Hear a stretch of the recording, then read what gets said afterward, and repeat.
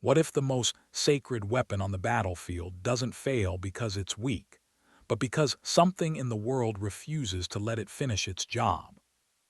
Let me start with a question that sounds almost impossible, until the Mahabharata answers it the way it really happened.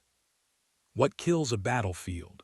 Swords, chariots, or is it something quieter that moves in only after violence starts slipping out of control?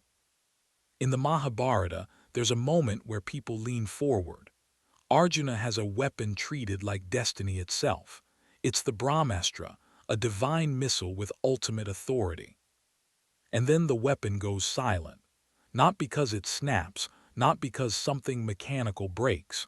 The story makes you notice what stands between the weapon and its outcome.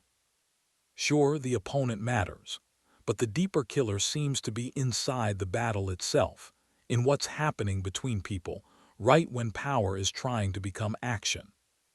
So in the next few minutes, I'll take you through the setup, then the struggle, then the correction, and finally the payoff the story is really after.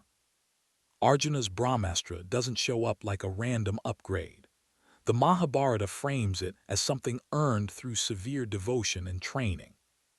It's tied to cosmic principle, not just battlefield technique.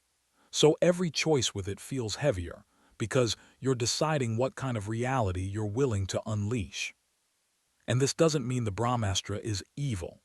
Sacred means powerful, and power always has a relationship with human choices. So if you're thinking, okay, if it's powerful it will fix everything, the story is about to complicate that.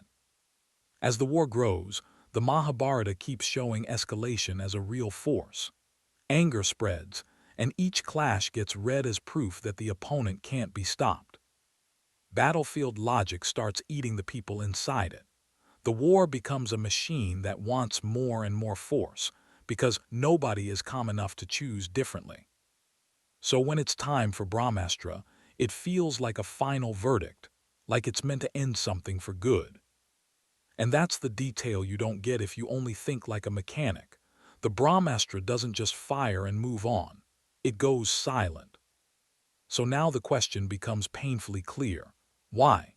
And the answer reveals what the myth actually cares about.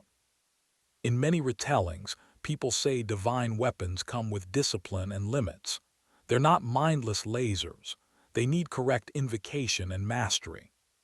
So the silence isn't the story breaking its own rules. It's the story teaching something sharper. Sacred power depends on sacred control. But here's where it turns personal. The person holding the weapon is also a person under threat, and the moment is unstable. Fear and consequence hang in the air.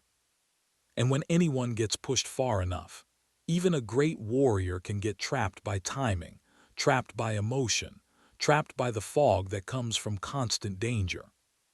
So the weapon becomes a mirror, not only of Arjuna's skill, but of the battle's moral weather, whether the moment is ready to hold power responsibly. The myth hints at something harsher too. If power runs ahead of readiness, it can harm what it's supposed to protect. So what turns the tide? Not a bigger weapon, a clearer intention. The Mahabharata keeps pulling us back to right action with right restraint. That's why the battlefield dies from escalation and from the loss of restraint. The Brahmastra going silent matters because it exposes a rule. Violence has to pause, recheck, and redirect, or it becomes its own enemy. So the real hook returns with a quieter truth. Ultimate power only helps when it's guided by responsibility, and when the world refuses to let it become the battlefield's final downfall.